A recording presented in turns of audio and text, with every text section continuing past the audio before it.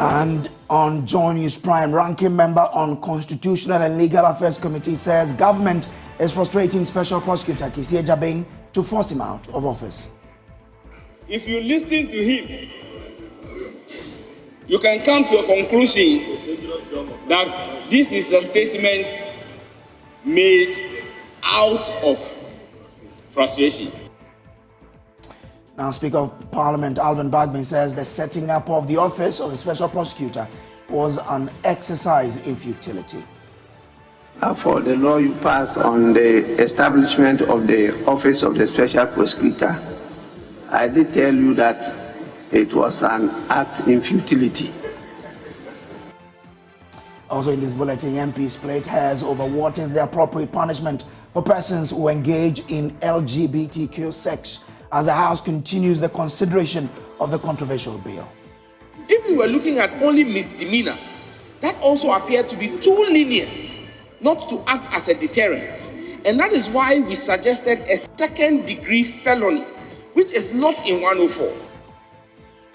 We have details as Communications Minister Ursula Osuekufo warns Parliament against inadvertent criminalization of the use of sex toys by heterosexual couples.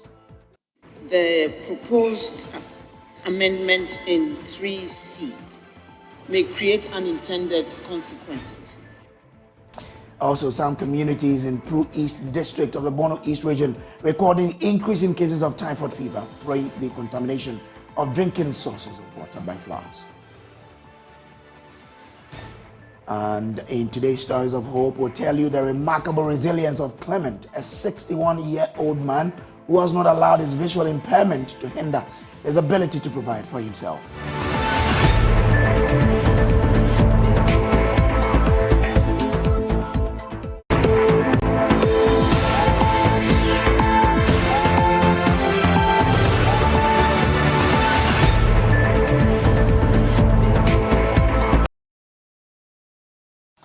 Now, Speaker of Parliament Alban Bagbin says the creation of the office of the Special Prosecutor was an act in futility and will truly not achieve any results. Alban Bagbin stressed that there was no way the creation of that office could deal with canker of corruption. The minority also insists there is a plot to frustrate the Special Prosecutor Kisi Ejabeng until he resigns. Parliamentary Affairs correspondent Kwekwa Asante reports. Speaker of Parliament Alban Bagbin stirred controversy in the House today when he said the Special Prosecutor's creation was an act in futility which will not achieve anything really, just as he has spoken of at the time this bill was passed.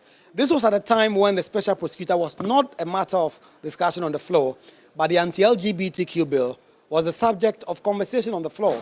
And so it was a bit out of the blue that the Speaker of Parliament will hit that hard at the institution of the Special Prosecutor.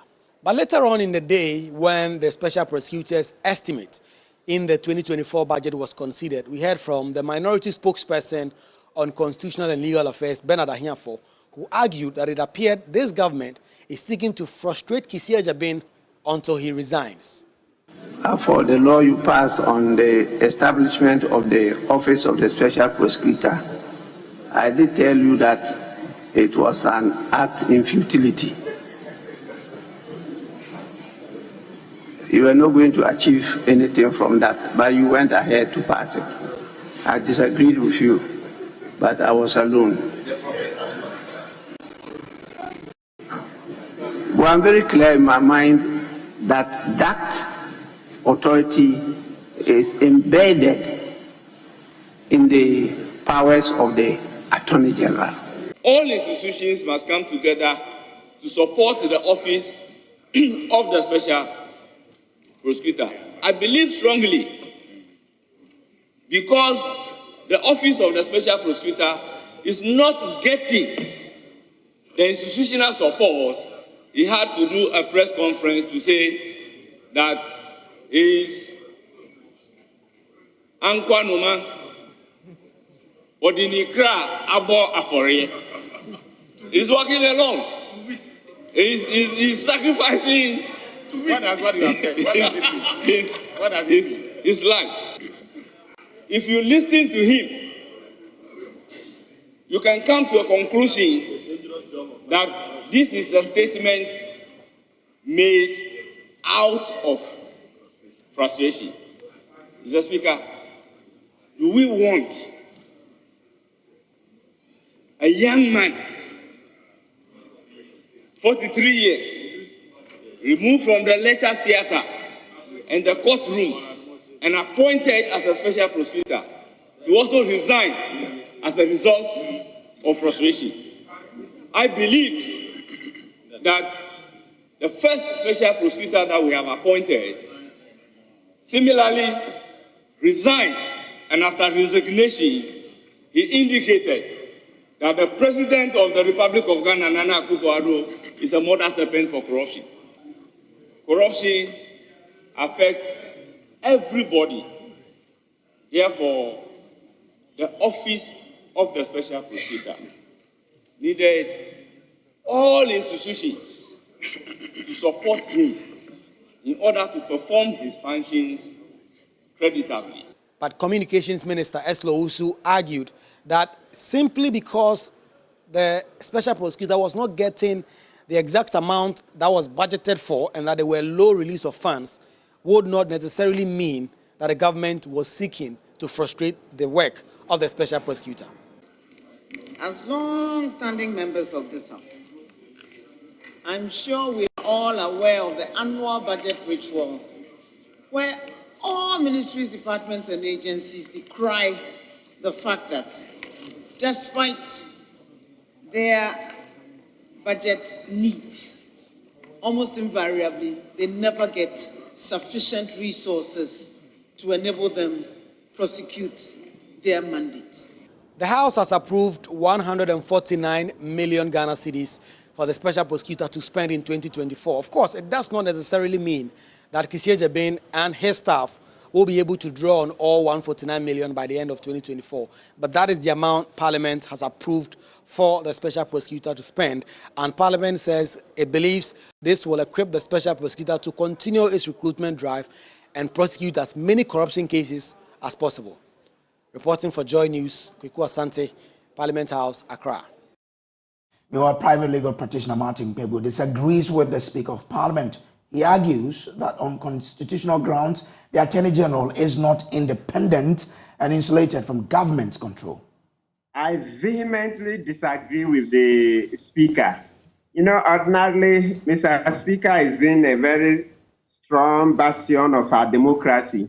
Yeah, he's done a bit well, at least psychologically. Even the fact that he's from the opposition stock, just makes the conversations and our national dialogue good. That at least somebody from the opposition too can voice his opinion, and he's in charge as Speaker. Yeah, it gives our democracy a good feeling. So, I mean, generally, I'm positively disposed towards Mr. Speaker. However, on this occasion, I think Mr. Speaker misspoke. Yeah, he seriously misspoke. I'm trying to see exactly where he's coming from. In Mr. Speaker's bid to, you know, make that point too strongly, then he's turning the Constitution on its head. The Constitution is very clear in Article 88 that the Attorney General is a Minister of State. Mr. Speaker is saying the Attorney General is a technical person, just give him conditions equivalent to a minister. How? The Constitution is very clear that the Attorney General is a Minister of State. Let's read out. It says, there shall be an Attorney General of Ghana who shall be a Minister of State and the principal legal advisor to the government. So the Speaker cannot be heard to say the Attorney General is just a technical person and then give him conditions akin to a Speaker of Parliament. To say that it's an exercise in futility is something I don't even understand. So far, yes, Mr. Jabin has had his problems, but the office is done well. Look at La Bianca, not the Damois side. Even the Damois side, even though they lost in court, I still see positive side. But look at the other side of La Bianca. Through the La Bianca case, Kissie Jabin ordered GRA to come out with a new policy on these discounts, the advanced rulings. And GRA is now implementing it. I hear it's bringing in some revenue. If you look at, what do you call it, even a Dubois in Sicily Adapa, even though he's not won in court, we, in the court of public opinion, we finished. And our democracy is moved forward. Now let's bring in an anti-corruption campaigner, Adam Senano, who joins us via phone. I'm grateful to you for joining us. What's your reaction to the Speaker's sentiment concerning the creation of the office of the Special Prosecutor? Absolutely disagree with it. I mean, it's entitled to his opinion, but on this score, I doubt that the vast majority of persons in civil society will agree with him. At the time that this Act 959 was put together, most of us could see a trajectory of high-level impunity among governments, and you needed an entity that had some independence to go to hold accountable officers of the government of the day who were engaging in corrupt acts. This was not put together by an individual. Many of us contributed to putting together that piece of legislation. And so we are clear in our minds. Anyone thinking that an officer under the ambit of the Attorney General and Minister or Ministry of Justice will be able to hold the government of the day accountable, that would be a fairy tale. So on this point, we fully disagree with Mr. Speaker. But if you look at the work the OSP has done since the creation of that office, can you say that indeed we are on course to achieve the object with which that office was created? Yes. It may be what we call it, a very careful, cautious optimism. But there is no institution starting from scratch that does not have its head up. And the OSP has had its successes. I think that without the OSP in place, the level of impunity among officers of the state would be far higher than what we are seeing today. And yes, they need to strategize some more. They need much more support. And I'm quite sure that year in, year out, we'll see incrementally a much more, results-driven and much more mandate-fulfilling entity than what we see today. I don't think that the obstacles of today are what should then become a basis for us to say it's an exercise in futility. What do you make of the suggestion that if all of the resources given to the OSP were given to IOCO, for example, they could have done a better job? I don't know where that argument is coming from. I'm not quite sure there's any historical evidence that supports this argument. So I don't think this is either here nor there. The OSP has a specific mandate at the moment in terms of the anti-corruption space. They probably are the only ones who are out there making it clear that this fight is still ongoing. And I think that we need that kind of presence in order to, as it were, make sure that not everybody thinks that this is a free terrain. We can do what we like and get away with it. Grateful to you for joining us here, Adam. And thank you. There. Away from that and still staying in Parliament, Parliament could not agree on the appropriate punishment for LGBTQ plus persons who engage in unnatural carnal knowledge of each other. The Anti-Gay Bill criminalizes sex between persons of the same sex, between man or woman and animal or object, and proposed a punishment of between 3 and 5 years. But the Constitutional and Legal Affairs Committee recommended a jail term of up to 3 years without recommending a minimum sentence. Chairman of the committee explains the rationale behind the proposal. Mr. Speaker, I hold the original appeal that was filed in this House. Even though we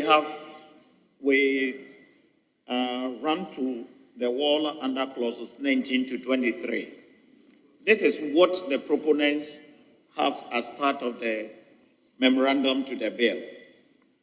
Clauses 19 to 23 deal with the protection and support for victims, accused, and other persons.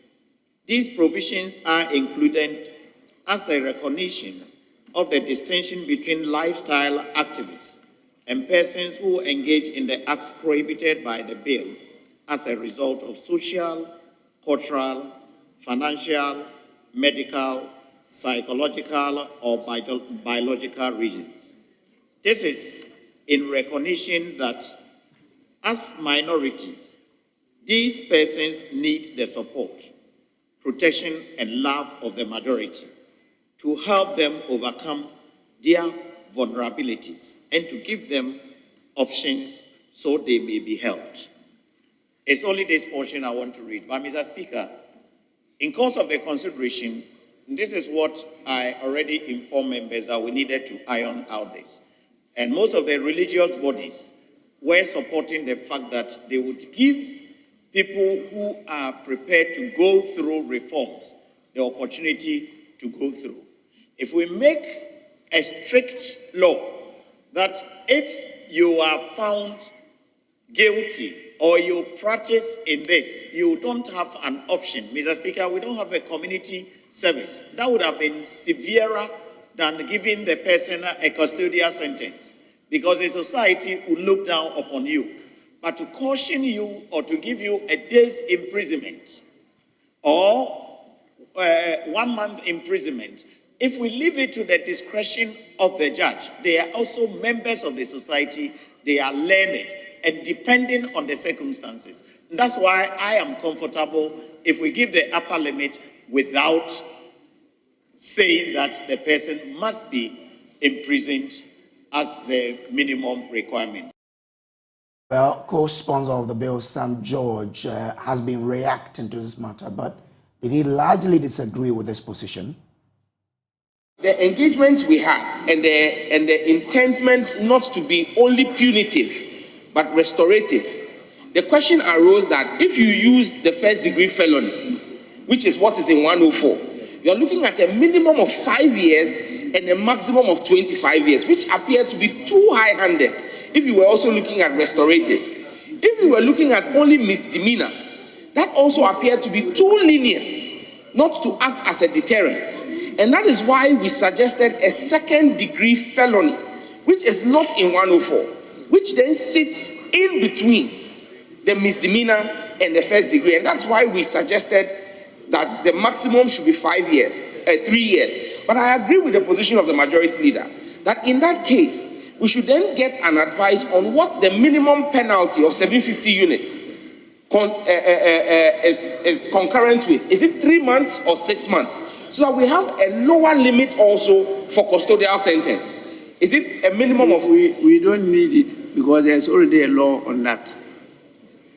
We don't need it. There's an existing law on the equivalence of penalty units. So that will apply. Very well. Back and forth on this, there was no agreement, and it took the Speaker to intervene. If it's the pleasure of the House, I would defer putting the question on that and leave it to the draft person to capture it. The position now is that usually before we go through the third reading, they would have compiled our decisions, brought it to us. We'll go through to make sure that our decisions are really captured before we do the third reading. And so there should be no fear. With this, we defer question on it and we refer it to the draft person for the appropriate rendition. Well, Communications Minister and MP for Ablekuma West, Ursula Owusu Ekofol, had some concerns about criminalizing the use of sex toys among heterosexual couples.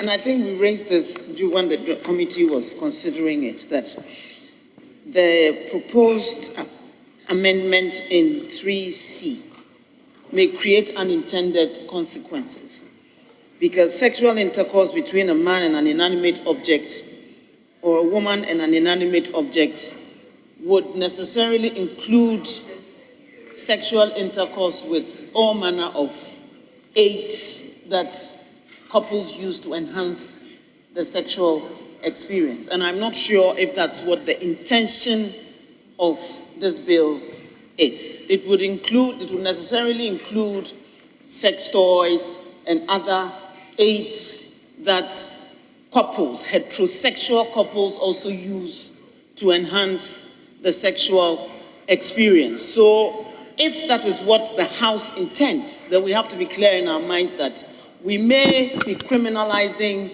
activity which may not necessarily be limited to only those LGBTQI community that the target of this bill is.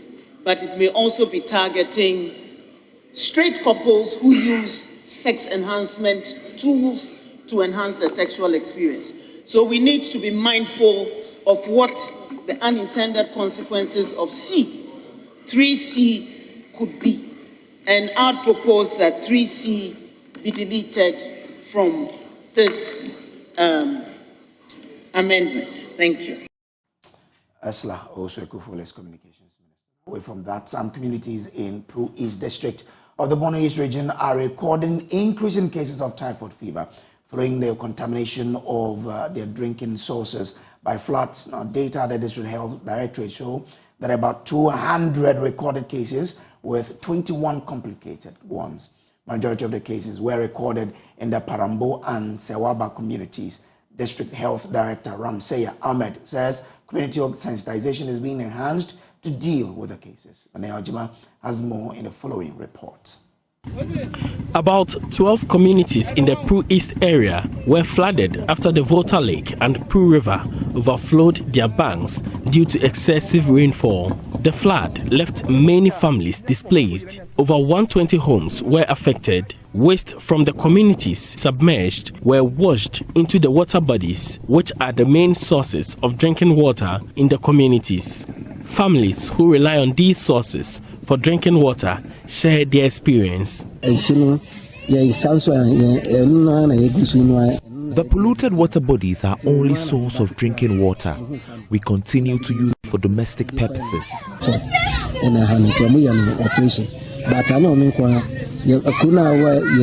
My daughter had to undergo surgery when she contracted the illness. My daughter wasn't the only one affected.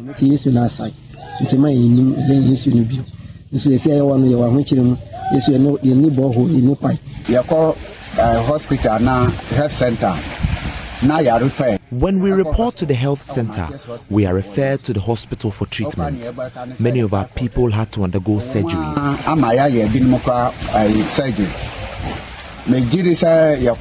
When we went to the hospital, all children in the ward were from our community.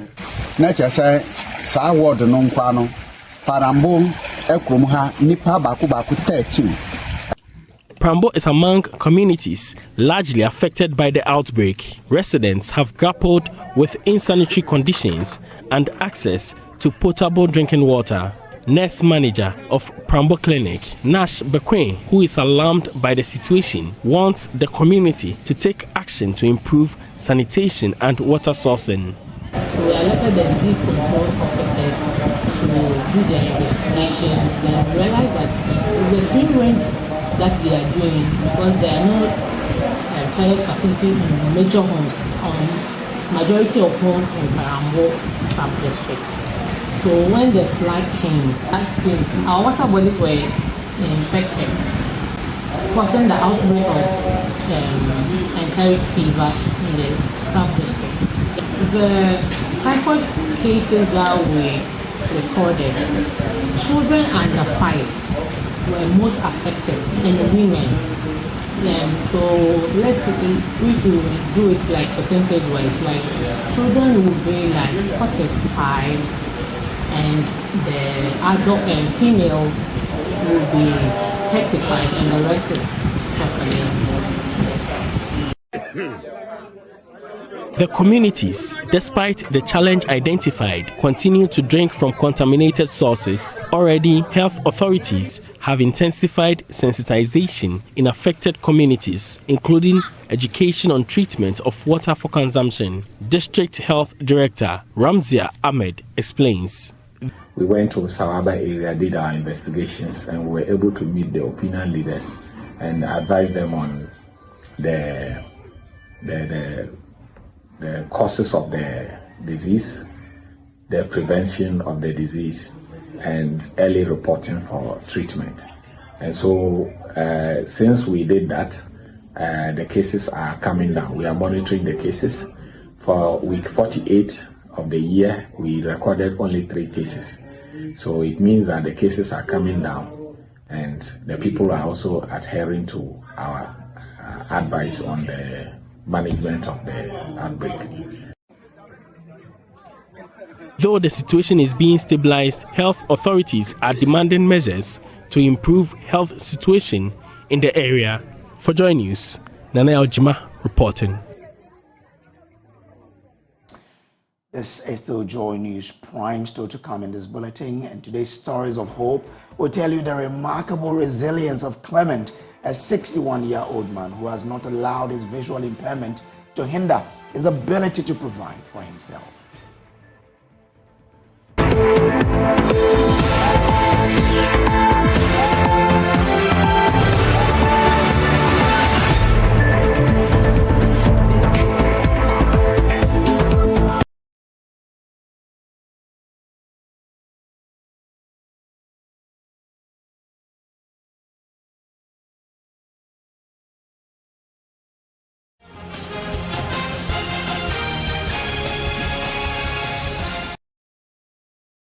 Welcome back from the break. Let's talk politics now, because the national chairman of the opposition, National Democratic Congress, Johnson Asiedu Nketia, has strongly indicated that no one can exert pressure on the party to hastily choose a running mate for the 2024 general election.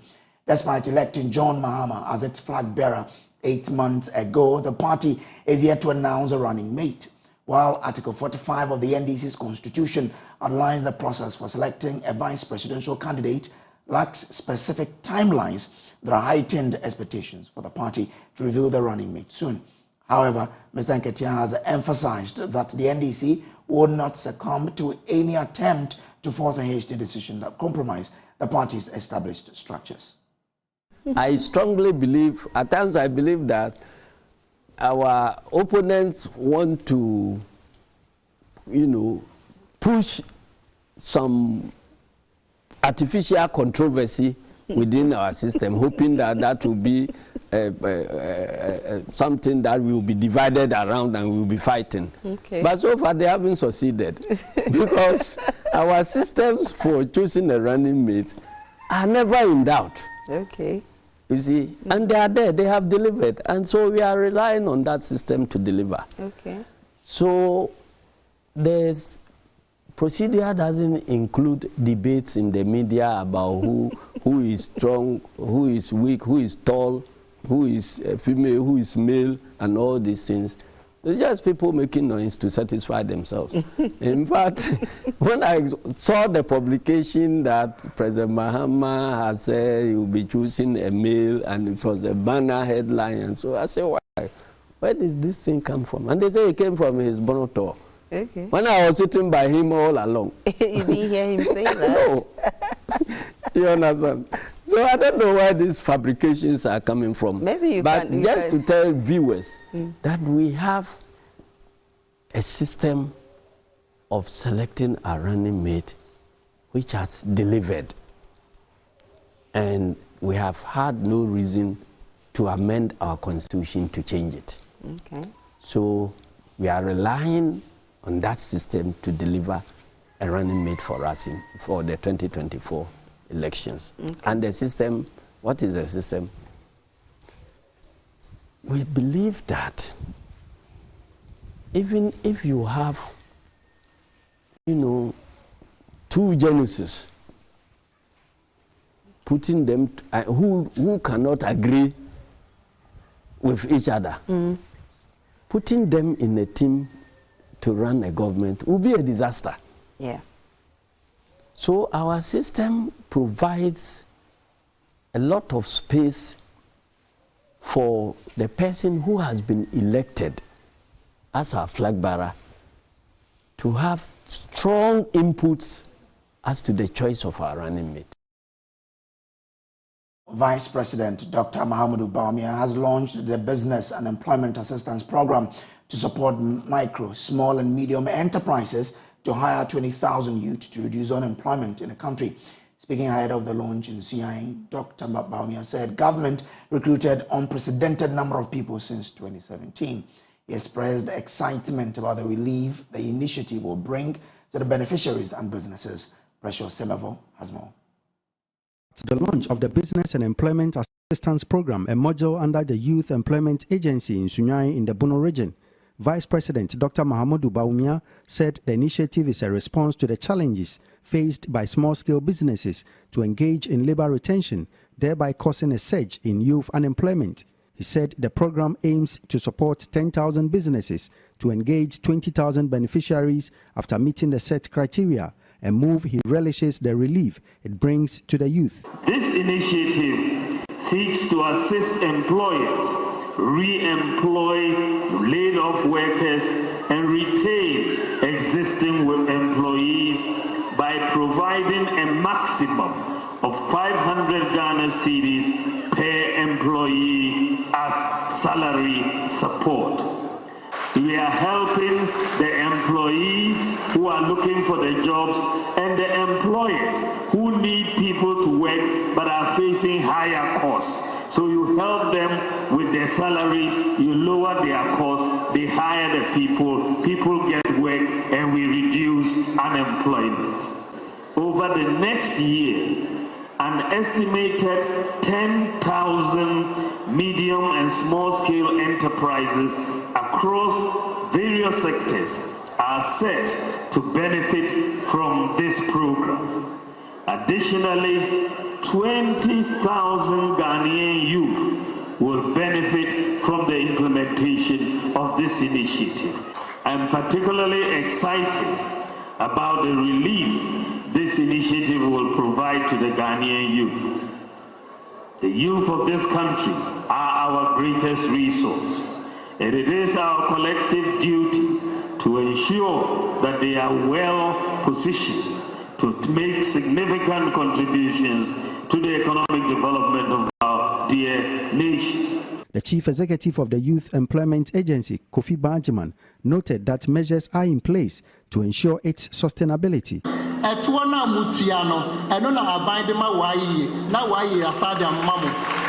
In order to sustain this initiative, the YEA will collaborate with relevant government agencies to streamline administrative processes, secure necessary approvals, and align with broader economic policies. Now, First Lady Rebecca Akufo-Addo says she hopes to see a woman become president of Ghana someday. Speaking at the 15th Congregation of the University of Professional Studies, Accra, the First Lady, who received an honorary doctorate degree from the university, expressed satisfaction with the successes women have chalked in all spheres of life and was hopeful of seeing more women breaking the glass ceiling and making it to the top. Martin Luther King, I also have a dream. I dream that one day there will be a woman president in Ghana. And the title Madam President will be said as easily as Mr. President. We hope this honor and our humble contribution to our nation will inspire girls to aspire to the very top. With humility and gratitude, I thank the Chancellor, Dr. Kofi Konadu-Sapong, Chairman and members of the University Council, the Vice Chancellor, management and members of Convocation of the University of Professional Studies for our honorary doctorate degrees. In today's Stories of Hope, we tell you the remarkable resilience of Clement, a 61-year-old man who has not allowed his visual impairment to hinder his ability to provide for himself. Peter Seno has more. Take you to Lekpe Kukrantumi in the Gwan district of the Oti region, where Clement, against all odds, from age 15, is hoping things would turn out better for him someday.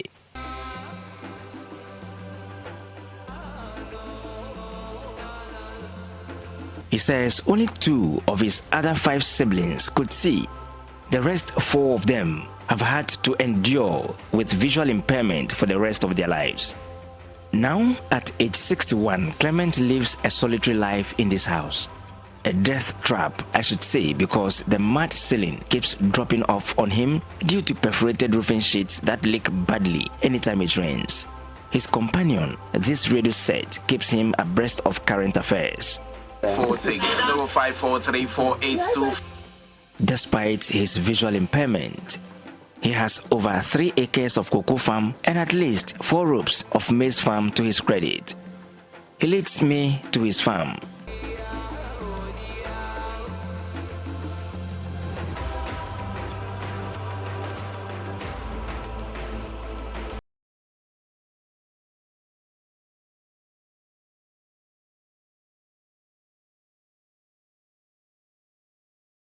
30 minutes, we are in his farm.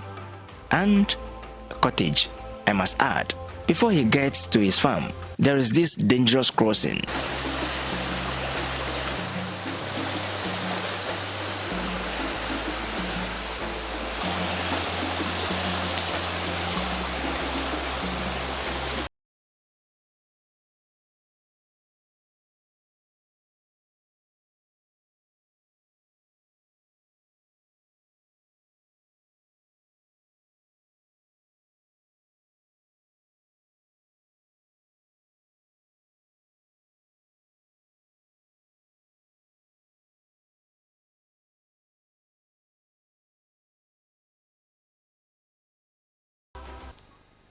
Mo khop bla de vorake tonya la de jivile nyɔnu ma ton gake nɔnya la ejimiao mia made.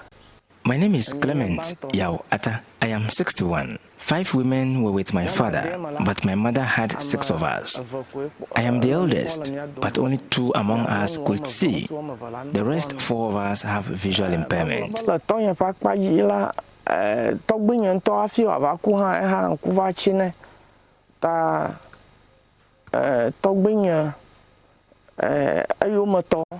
My grandfather, which is my father's father, had same challenges with his eyes, so I don't know if it is hereditary.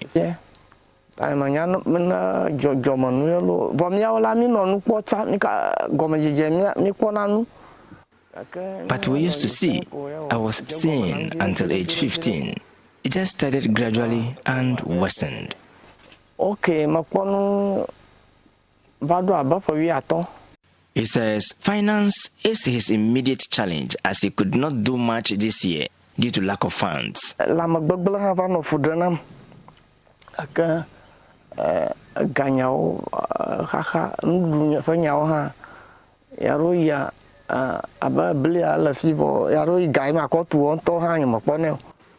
My health became a challenge at a point, coupled with finance and how to feed myself. I have maize, but how to get the rest of the ingredients to have a good meal is a challenge.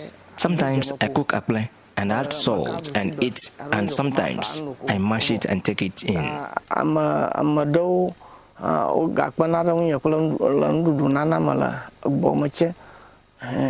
Sometimes some people sort me out with food. One of my friends even asked me to be taking supper in his house.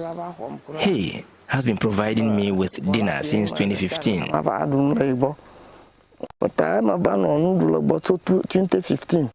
Theft of his produce is another challenge he lamented. He says some unscrupulous persons steal his farm produce, including harvested cocoa beans. They stole my cocoa beans, plantain, cassava, and even fowls I used to rear here. He says he has depended largely on the benevolence of other people to survive, including feeding and clearing of his farm. Victor is one of the neighbors on the farm. He says they have to help him with the clearing sometimes. Foyawla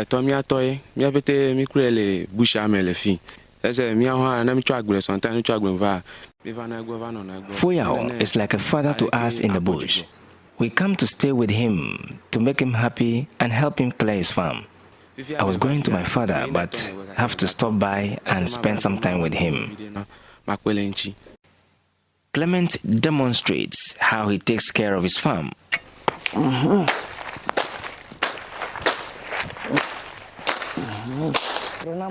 He feels the weeds with his hand to be sure he is not cutting down his cocoa seedlings.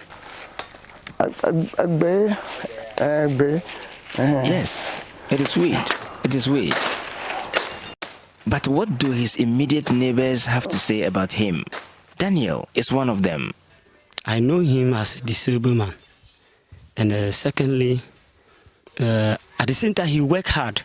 He used to farm. He has a cocoa farm. And even sometimes I would doubt how he's able to plant the cocoa. And when the cocoa, the farm is get bushing, how he used to clear it. So one day I asked him that how did he manage to weed under the cocoa? But the man told me that he used his hand to he used his hands to touch the leaves. So that will let him know that this is cocoa and this is glass. So this man, I cannot tell, I can't say it because he's a wonderful worker. Wonderful, very wonderful. He cannot see, but always hardworking man. But what is motivating him to keep striving? I asked. I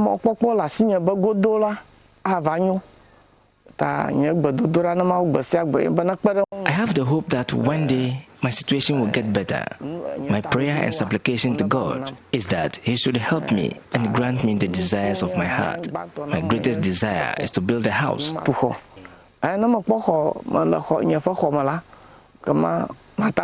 If I get my house, then I can think of marriage.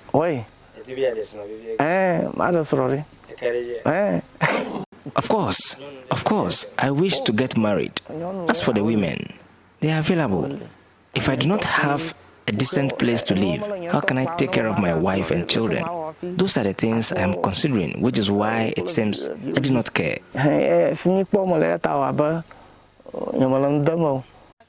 For his wishes to come to reality, we must support him. Peter Sanu for Joy News.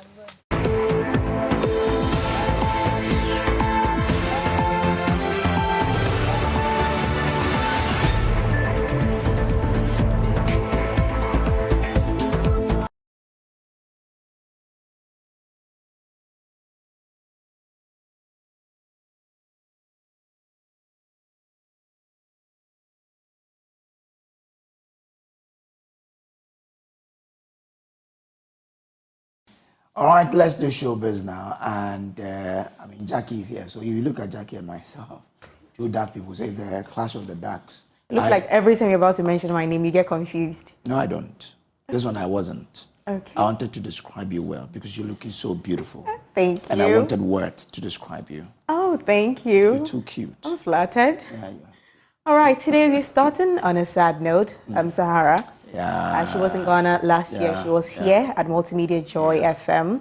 And it's a sad end for an inspiring African voice. As award-winning South African musician, Sahara passes on. She didn't live long enough to fully achieve this dream. But make no mistake, South African Afro-pop singer Sahara touched many souls around the world until her passing last night in Johannesburg at the age of 36. Her Loliwe song reached every corner of the world. All right. Now, tributes have been flowing in from all over the world. And when you go on X, we have some from the president of South Africa, Cyril Ramaphosa. And he says Sahara's passing is unfortunate. We've been robbed of a great talent. She's one of the best we've produced in the art. And I'm deeply saddened by her passing. And also Lexus Bill, who also championed the Loliwe song in Ghana, posted that I'm also heartbroken to learn of Sahara's passing. The voice that belted the soundtrack, and not just on my radio show, but many life-changing songs which transcend time and countries. And also we have Black Coffee, who's also an award-winning Grammy artist. He says, "You healed many souls." Zonke also says, "May your soul rest in peace." Benjamin Dube, who is an international gospel musician, also shared his view on this. Yeah. That was a worldwide hit song. Yeah, 12 years. May her soul rest in perfect peace.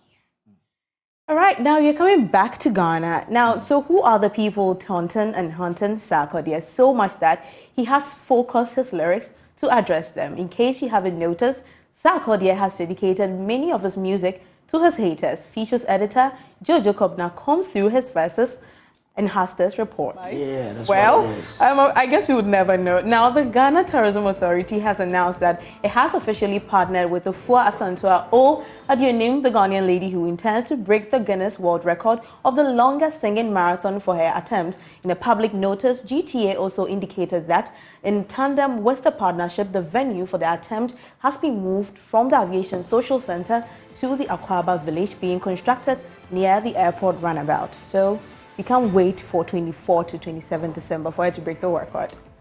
Well, we'll be there to support her. All the best to her in that attempt. And that's how we wrap up today's bulletin. There's more news on myjoyonline.com. Up next is Prime Business with Pius Kojo Baka. Have a great evening. They're all going.